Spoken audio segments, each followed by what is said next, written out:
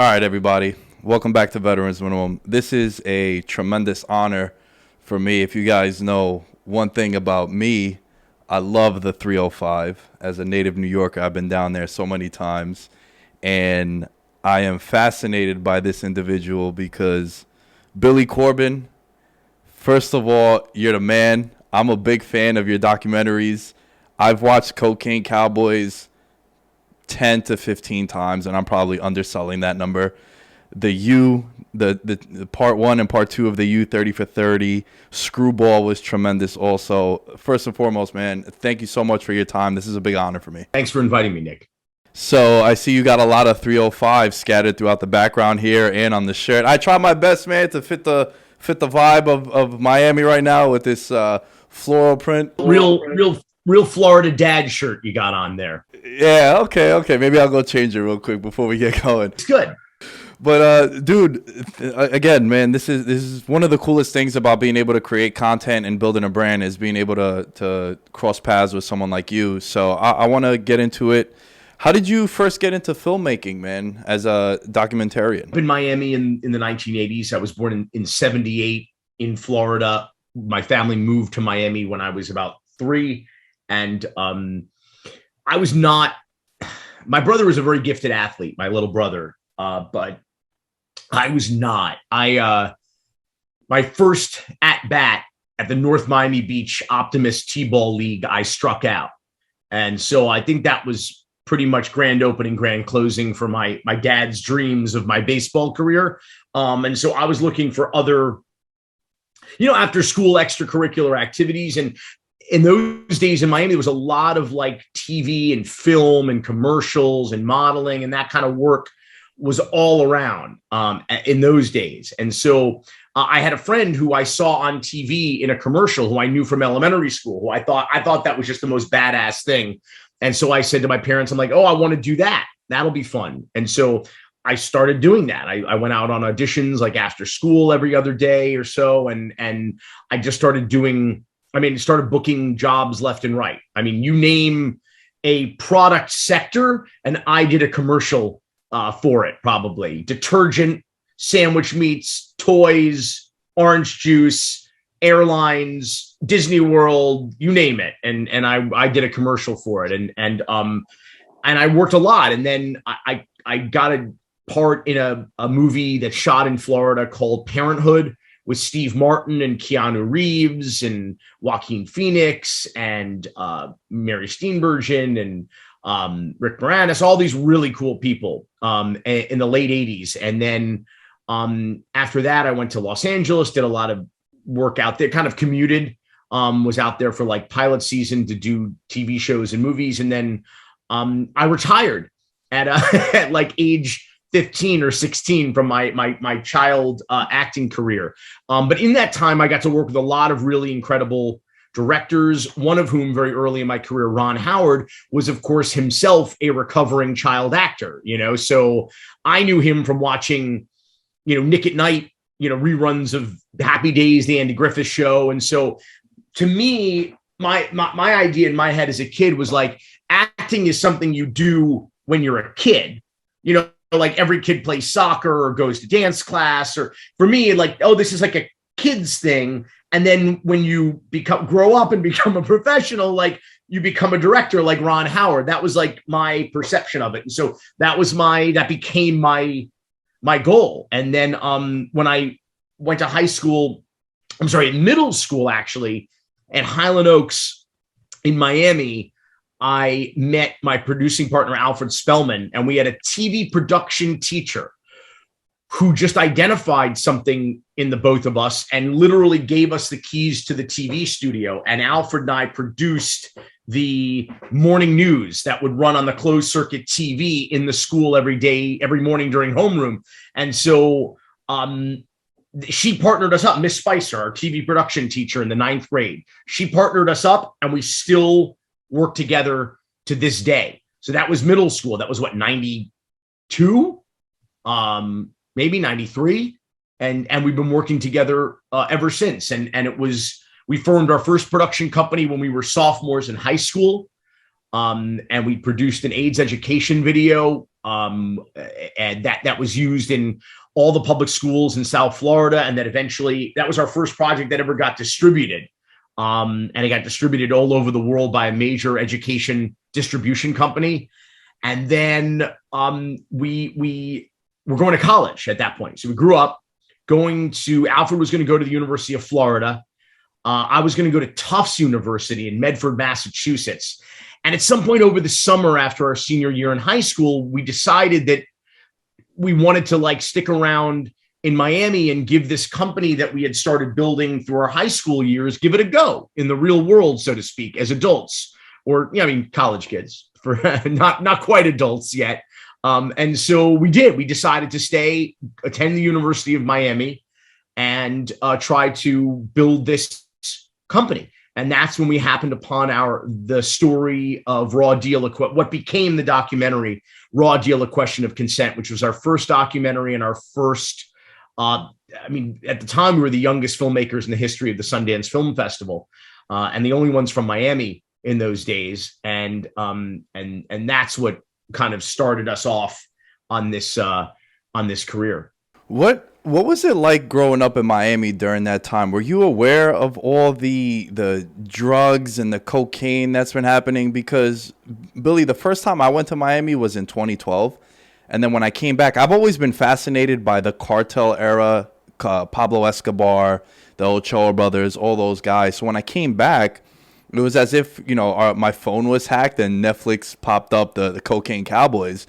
And the one thing that really resonated with me was the part in that documentary of the before and after of Miami in the 70s and then in the 2000s-ish of how different South Beach looked. Were you aware of Miami being that dangerous growing up? You should see the difference now. Even from the time we made Cocaine Cowboys 15 years ago to the skyline today is extraordinary. The change, I would argue the destruction of the skyline. Just billions of dollars in additional property that will eventually become an artificial reef. So, but I was aware when I was a kid, I was not aware of the drugs. That was not something that I was conscious of. People doing cocaine, the trafficking, that was not something I was aware of as a child. What I was aware of was the crime and the money. That's what I was aware of. I was aware that Miami was a dangerous place or had a reputation for being a dangerous place. By the early 80s, we were the murder capital of the country. Of course, by the mid 80s, Miami Vice had premiered, which was really trading on Miami's reputation as a dangerous, sexy, cool place. So we were aware. I was aware of the reputation for criminality. And I was aware of the money. So we grew up, I grew up in a kind of working class neighborhood, Highland Lakes. These are modest single family homes, good, hardworking people, nothing lavish, nothing, no one was rich, probably very few people in the drug trade itself. When I say in the drug, I mean hands-on, knowingly, consciously facilitating in the drug business. But didn't matter what business you were in, you were doing well. We were coming out of a recession, nationwide recession. This is the end of the oil, the oil crisis, and yet Miami was flourishing. And you had every house had a new toy. There was a nice car in the driveway. There was people were adding a second story to their house.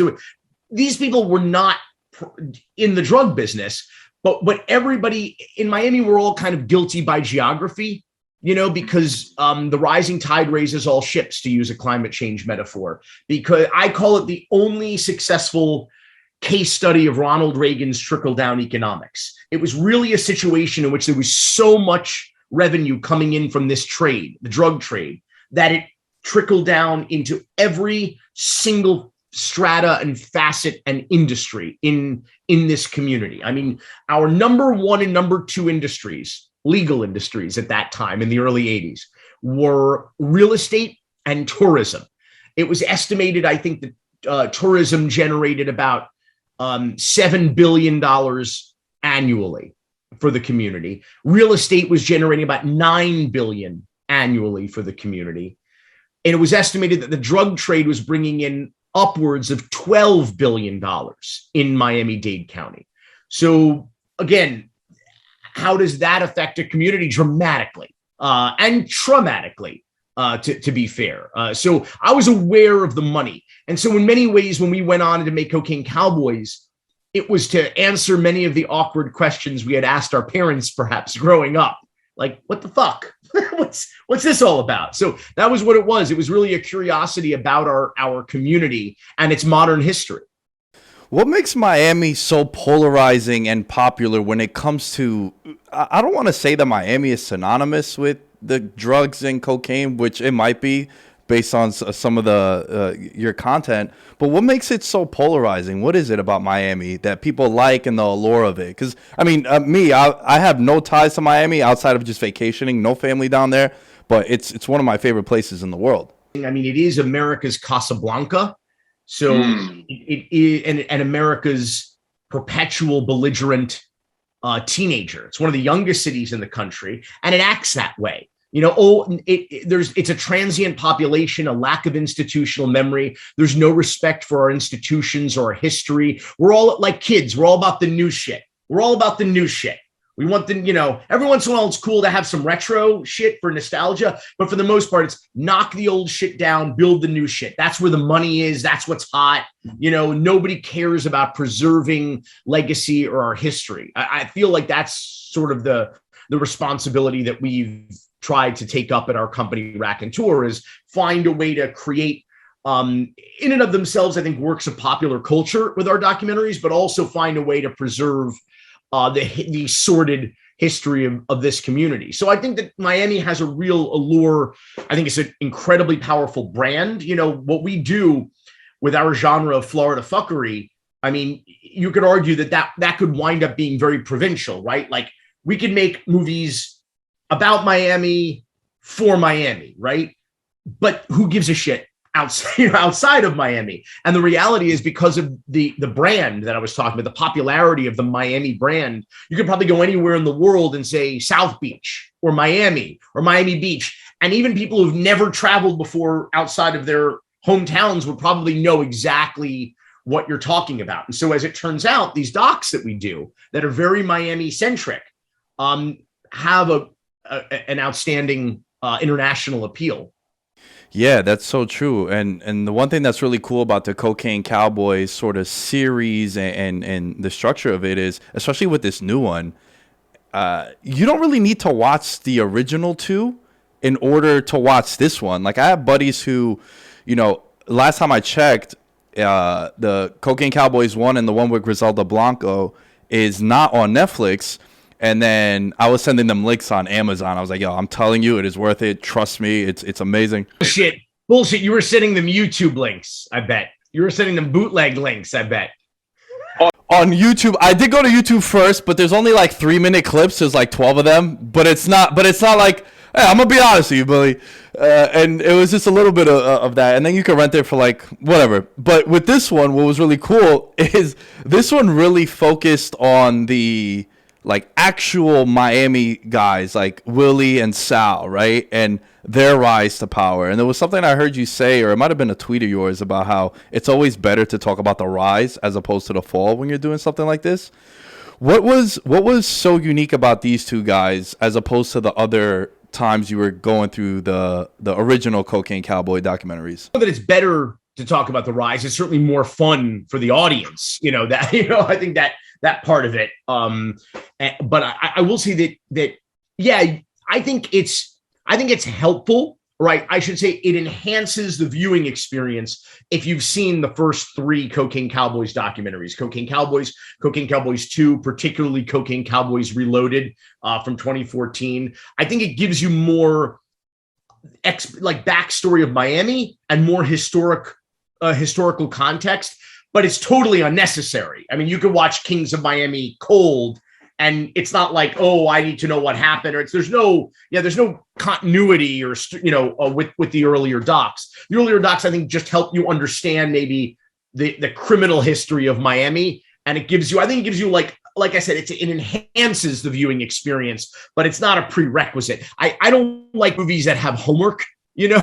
where like you have to come in and be like, like I see if you skip one Marvel movie, like I feel like I'm lost, like it's like you have all this homework you got to do in order to just drop in. You can't just drop in the middle of the cinematic universe. You have to watch like 40 movies in order to figure out what the hell's happening. So that's not true with this. You can come in cold with the Kings of Miami on Netflix and there's no trouble following along. But I'll say that I think there's a lot of appeal. Let me look at Scarface. Look at any of these stories about crime or criminals and these rise and falls. I mean, first of all, they all end the same, right? They're all dead or in prison by the end of the story. There's very few happy endings for people who choose or don't choose, but fall into this life, right? But I think that if you are in your 20s, living in Miami in the 1980s, and you become a millionaire, or in this case of Willie and Sal, billionaires overnight, you're going to have a lifestyle that may appear appealing to some people. I mean, Miami remains a very cool place if you're rich, to be able to live and party in, particularly party in. And so these guys took full advantage of that. They were world champion offshore powerboat racers, I think 4 times over. They were, card-carrying members of the Mutiny, which was the club in which the Babylon in Scarface was based off of. They owned properties. They had real estate companies in which they built condos and homes. They owned mansions, vacation homes in Vail, condos, one of which was in the very popular and sexy Atlantis on Brickell building, which everybody knows. It's the building with the square hole in the middle of it that you see in the opening credits of Miami Vice. It was made famous there. So it was a lifestyle that I understand why, it enables us to do montages to disco music, in episode 1. But then the conflict comes and the obstacles come and law enforcement invariably comes. And that's when shit gets dark. Yeah, I don't want to give too much away because I highly recommend it. But there was one part that was fascinating to me, just how tedious and aggressive law enforcement was after the original trial, how it just kept going. And I think I read a number. It was like, close to, was it $30 million that was spent on this case to get them back? Willie and Sal spent $25 million on their defense in the first trial in 95, 96.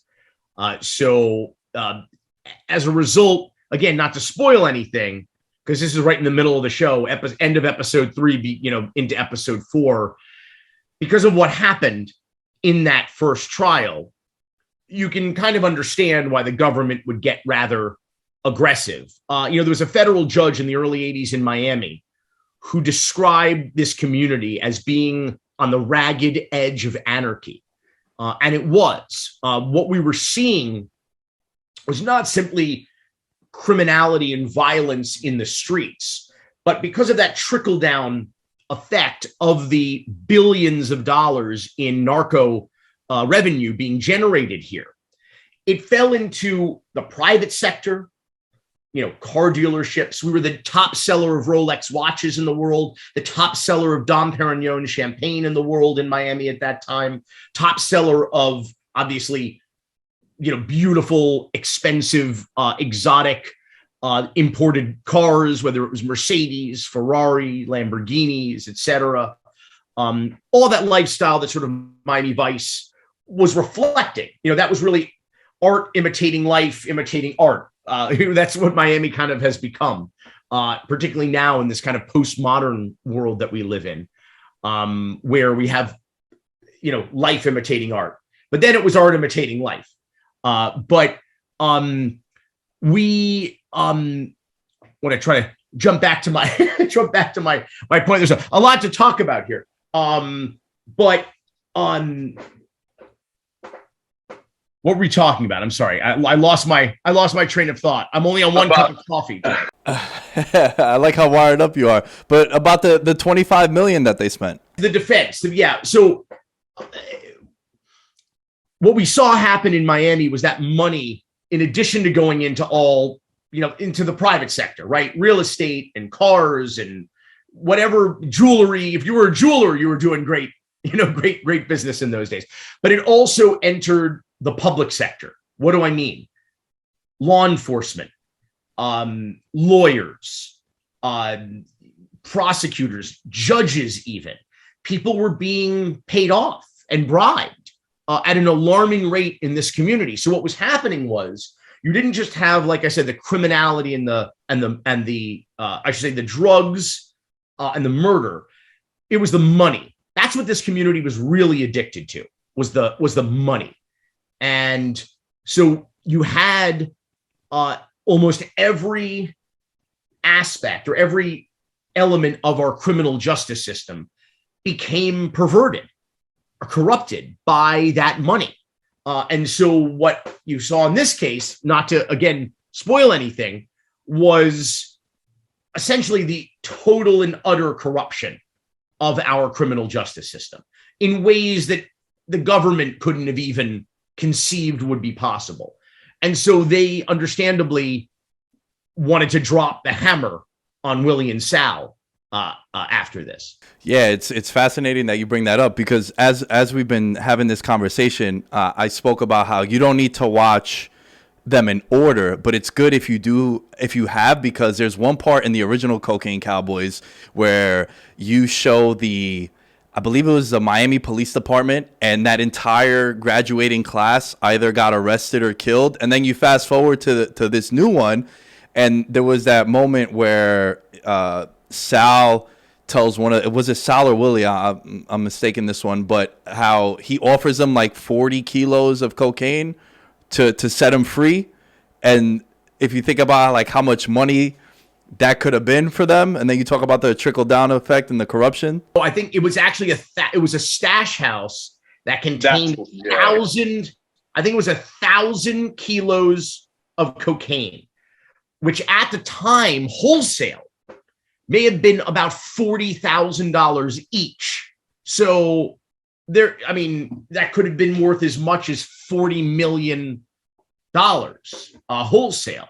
So what I'm saying is, you're a police officer making $15,000, $16,000, $18,000 a year on the books, taxable income, and someone offers you literally an 8-figure bribe, tax-free. What I'm saying is that the temptation was so extraordinary that a lot of people succumbed to it. And many of those people, by the way, were not ever caught or exposed or held accountable. That's also a part of this story as well. Man, that's so, the 8-figure bribe is, that you kind of you try to say that you wouldn't, but there's something that I always like to say, how you never really know how you're going to react to something until it's presented to you. $40 million is kind of crazy. There's a very popular line from the first documentary, Cocaine Cowboys, that John Roberts said, the wholesaler, cocaine wholesaler, says, he says about Miami at that time, he said, everybody had a price. And so it was just a question of, you might not be able to entice someone with 1 kilo or 2 kilos or $40,000 or even $100,000. But when you have tens of millions of dollars in disposable income, cash available to you, you are selling a product that, while illicit, is worth more than gold. I think it tested the mettle and the threshold of a lot of people who thought that they were above reproach. Last couple of questions, because I know we're coming up on time. Has there been a moment while you're going out and either interviewing some of these people and these characters that you're intimidated by them? Because in a way you're kind of, or afraid, in the sense of you're kind of exposing them in such a grand scale, and kind of you're exposing their flaws and their demise, sort of. Has there ever been any issues or just concerns with approaching them? in this particular project, not on the Kings of Miami. The Kings of Miami is a very different kind of story. It's a lot more about community, a family business. We get into sort of themes and aspects of the humanity of some of these characters and criminals that we didn't really get into in some of the earlier Cocaine Cowboys documentaries. And a lot of the people that I met on this project, whether they were criminals or family members, were kind of just normal Miami people, just like I felt like I was just hanging out at like my friend's house, like grandma's house in Westchester in high school or something. Like it had a very like comfortable and comforting kind of vibe. On some of the past projects, it got a little dicier, a little scarier. I mean, going into prison to interview Jorge Riviayala, who worked as the hitman for Griselda Blanco, La Madrina, the godmother, that could be a little intimidating, certainly. We were not as experienced at that point. And he was definitely, I mean, this is a man who had confessed involvement in some 24 murders, was a suspect in a great many more, was serving 3 life sentences in exchange for his cooperation in lieu of 3 death sentences. So that was a little bit more of an experience, an intimidating experience. But we did it. We went into we interviewed him 3 different times in 2 different institutions, and got the job done. This show is just a different, I mean, I don't know, Kings of Miami just has a different vibe about it. There's a lot of family, who had nothing to do with the drug trade, who were ostensibly victims of this, who were just decent people. They're just like decent, hardworking neighbors in Miami. Yeah, sort of guilty by association, just because of, being family members. There's just assumptions being passed that, oh, there's no way you didn't know about it. And then there's certain stigmas also as well. But if you were a kid growing up and your dad was in this business, like, what does that really have to do with you? You know what I mean? Like, what are you going to do about it? You're a child. And then your parent goes to prison. You could say that they are criminals and they deserve it and they are paying their debt to society, and that's all true. But the kids are still victims of that, as are the drug addicts who became hooked on their product. And addiction has led to extraordinary death and pain and suffering and the breakup of families. So I understand where people don't have a lot of sympathy for the criminals or the drug smugglers themselves, but there is collateral damage in all of this, and families who have to live, they lived in the criminal justice system for decades, or they had dealt with the courts or the FBI, or having their property seized, or maybe even being indicted themselves, whether or not they were, consciously involved in a drug conspiracy. It gets in this case, the Willie and Sal case, it was something like, when all was said and done, there was dozens of cases and dozens of, hundreds of lawyers involved and hundreds of people and families. And someone says in the series, there may be 6 degrees of Kevin Bacon, but in Miami, there's only 1 or 2 degrees of Willie and Sal. And that's really true until this day. Wow.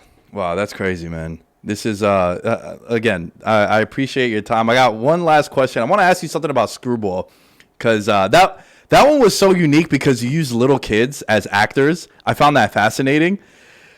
When I finished watching that, I kind of did a double take, and I was just thinking, man, did Alex Rodriguez's career really plummet over, like, was it $4,000 or $5,000 in that? 4,000? That was sort of our log line on that. You can watch Screwball on Netflix as soon as you're done with the Kings of Miami. But the career of the highest paid baseball player in history ended over a $4,000 debt between a cocaine addicted fake doctor and his fake tan addicted steroid patient.